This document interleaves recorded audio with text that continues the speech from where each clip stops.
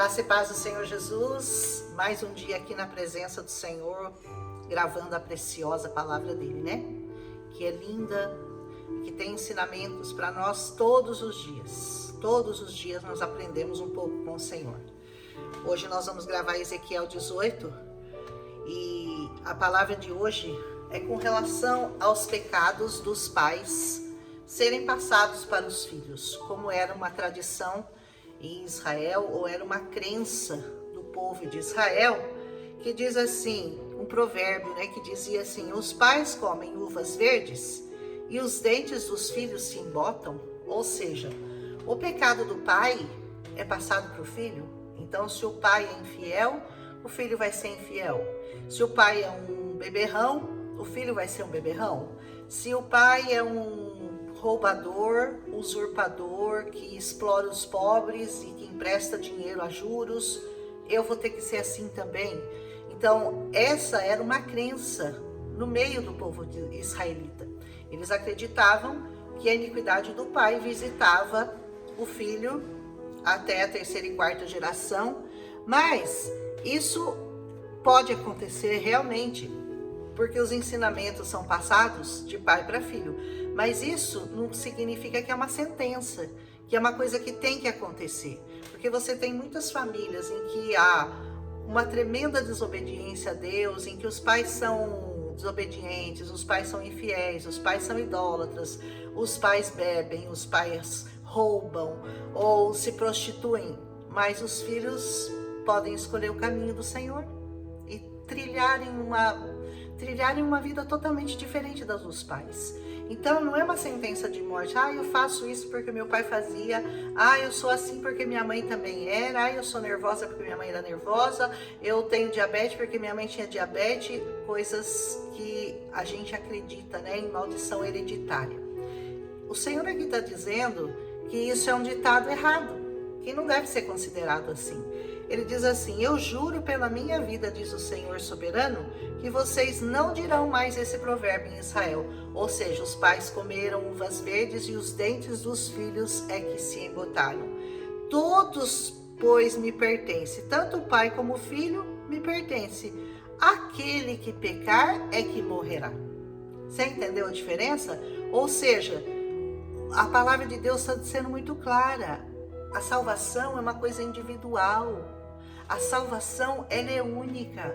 O seu relacionamento com Deus independe dos problemas que você teve, das crises emocionais que você passou, pelas coisas terríveis que você foi obrigado a ver, pelas situações que você passou. A salvação não está atrelada a isso. Ela é individual. Você pode decidir: eu vou seguir ao Senhor Jesus, independente de tudo que eu passei na minha vida, independente dos meus pais terem me ensinado outras coisas, ensinarem outras crenças, outras formas de idolatria. Não, eu vou trilhar meu caminho com o Senhor. E isso é uma decisão. Seguir a Cristo hoje e sempre foi, né? No tempo do Senhor também era assim. Se a pessoa decidia: não, eu vou ser diferente dos meus pais, eu vou agir diferente, eu não vou pecar contra o Senhor, ele era salvo. Entendeu? Ele disse assim, o Senhor diz assim, ele não come nos santuários que há montes e não olha para os ídolos da nação de Israel. Ou seja, embora os pais fizessem, ele não fazia.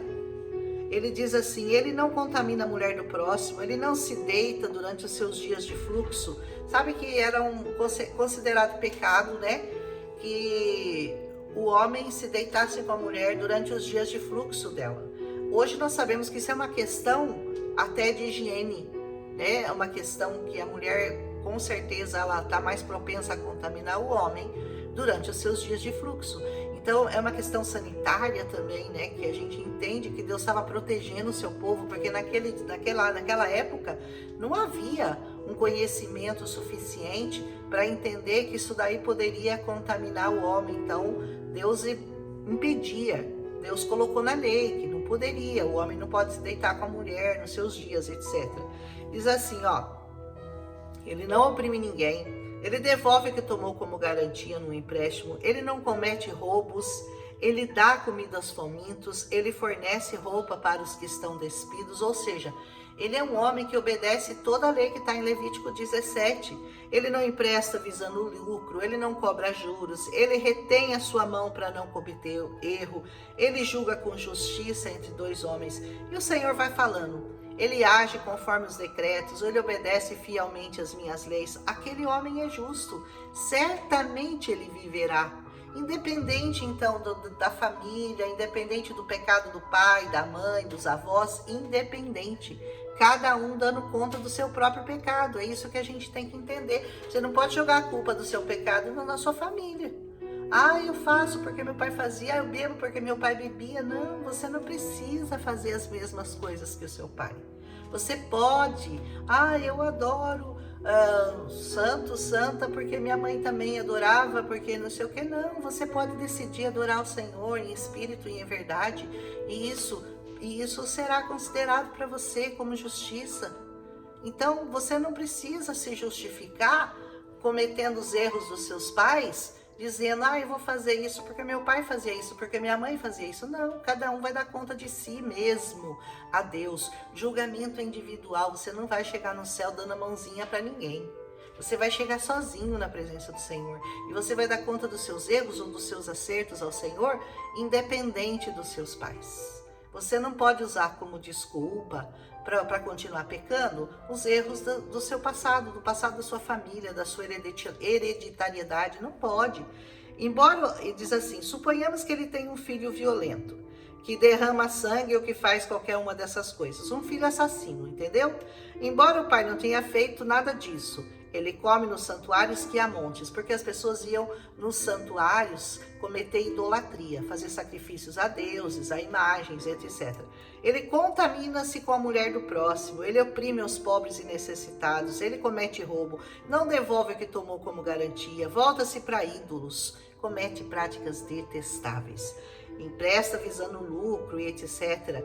Haverá de viver um homem desses? Deus diz, não. Não, por todas essas práticas detestáveis, com certeza ele será morto e ele será o culpado por sua própria morte. Ele mesmo será culpado por sua própria morte, não os pais. Suponhamos que ele mesmo tem um filho que vê os pecados que o pai comete, e embora ele os veja, ele não os comete. Ou seja, ele não está indo na mesma linha, agindo da mesma forma que o pai agiu.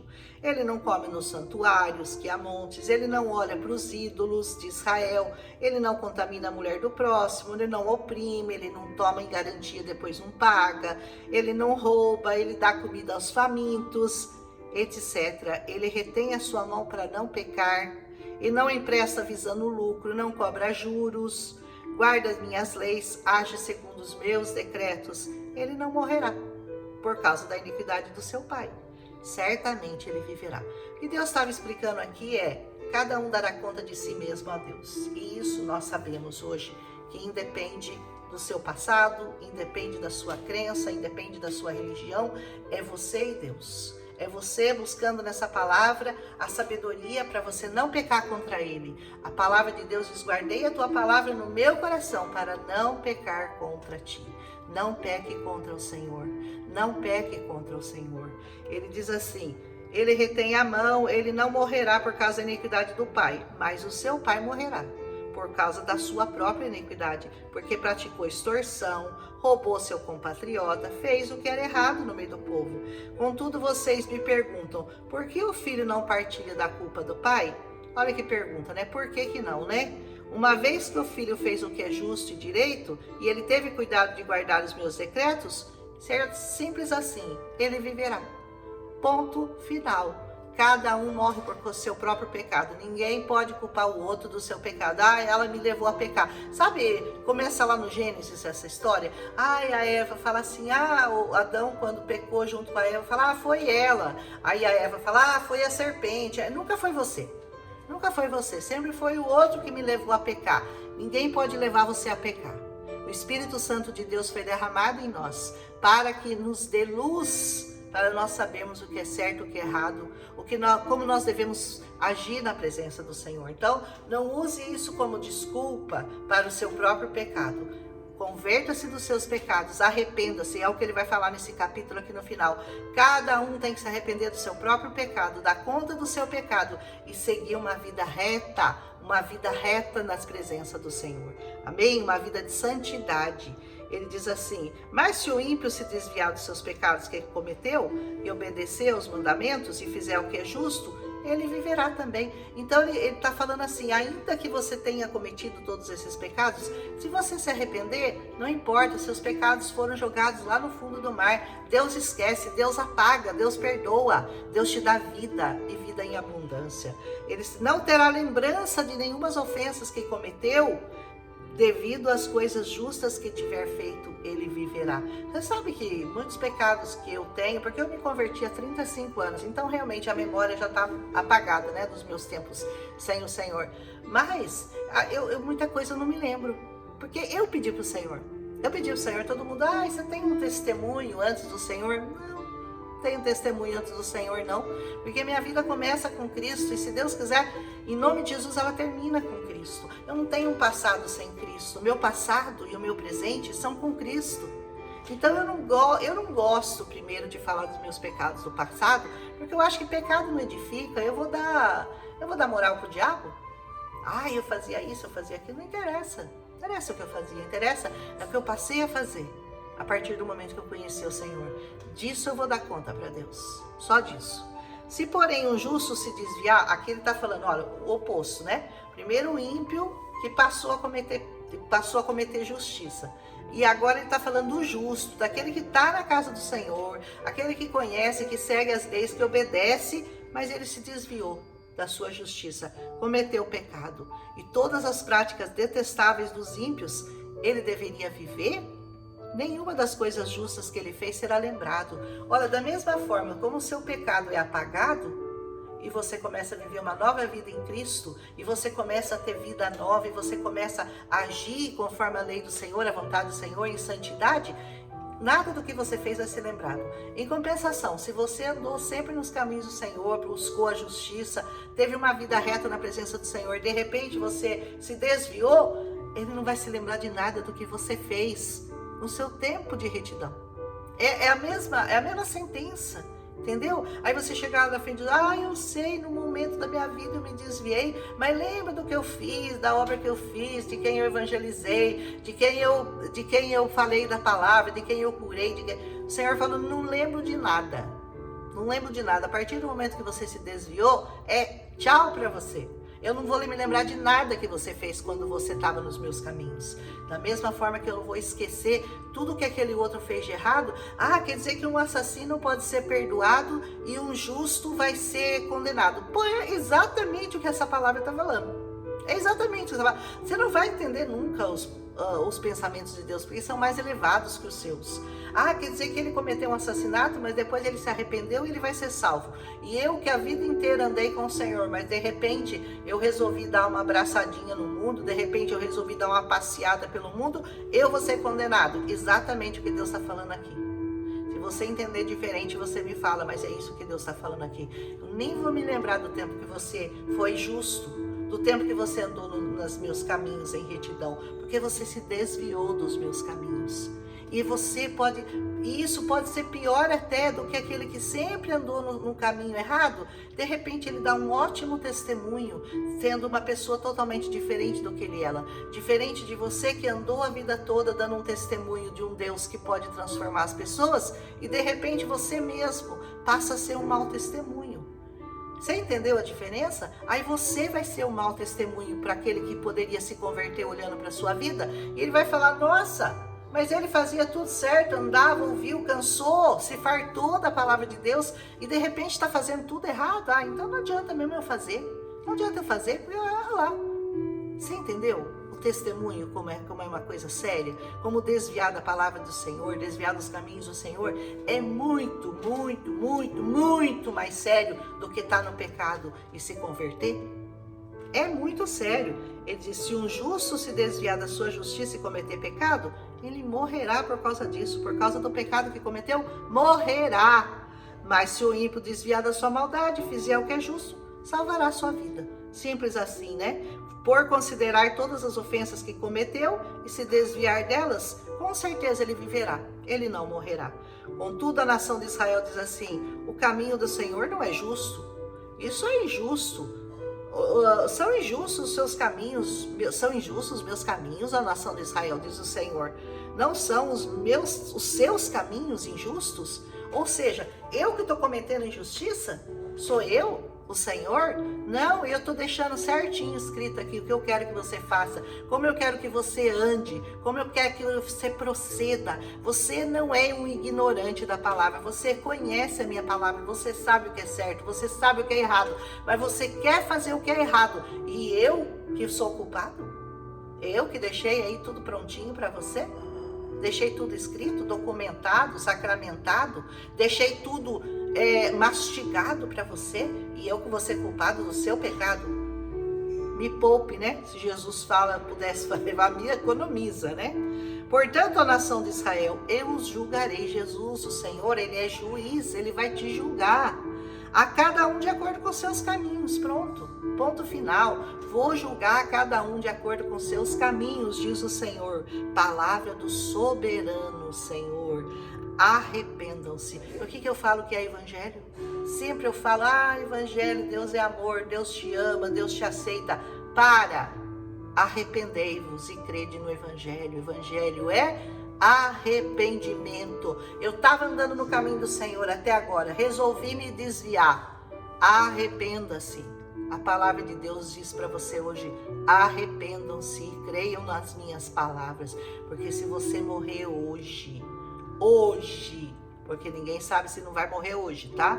Como é que está a sua vida diante de Deus? Você está desviado, você está fazendo aquilo que não agrada a Deus, você está desobedecendo a palavra de Deus, ou você está debaixo dos princípios, você está debaixo de obediência, você está debaixo da lei, você está fazendo tudo debaixo da lei, não mais, né? Debaixo da graça, que é muito maior que a lei, é muito mais ampla que a lei, né? Porque a lei, ela encampou a graça ela incorporou toda a lei e justificou você na morte de Cristo pelo sangue de Jesus. Livrem-se de todos os males que vocês cometeram e busquem um coração novo e um espírito novo. Olha que coisa linda, né? Busque um coração novo, busque um espírito novo. Por que deveriam morrer, ó nação de Israel? Você acha que Deus tem prazer na sua morte? Deus tem prazer que você peque e que você vá para o inferno? Deus não tem esse prazer. Ele morreu, ele deu seu filho para salvar. Ele não quer que ninguém se perca. Mas o homem insiste em querer cometer pecados e ser justificado na presença do Senhor pelos seus pecados. Ele se justifica. Mas é por causa do meu pai, é por causa da minha irmã, é por causa da minha mulher, é por causa do meu marido. Cada um vai dar conta de si a Deus e vai morrer pelo seu próprio pecado, não pelo pecado do outro. Eu saí da igreja porque eu me escandalizei, porque o irmão que parecia ser tão bom pecou. E daí? Qual que é o problema seu, meu amigo, meu irmão, meu amado? Qual que é o seu problema com o pecado do seu irmão? Você vai dar conta do pecado dele? Não, né? Ele vai para o inferno? Então eu vou também.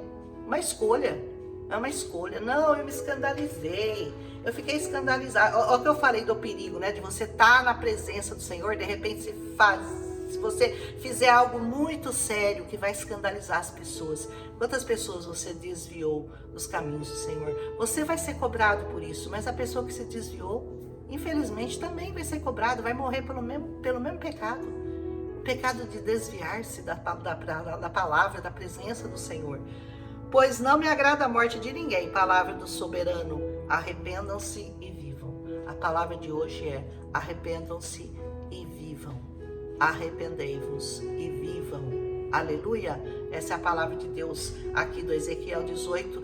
Amanhã tem uma palavra linda de Ezequiel, linda de verdade. Eu tô assim muito com vontade de gravar a palavra de Ezequiel de amanhã, mas a de hoje também é um lembrete muito sério para nós, tá? Para de lançar o seu pecado nas costas do outro, falar que a culpa é do outro, que você pecou por causa do outro, da outra. É você e Deus, ponto final. O pecado do outro não interessa, não importa, é você e Deus. Aprenda hoje, arrependa-se e viva. Aleluia, um abraço em Cristo Jesus.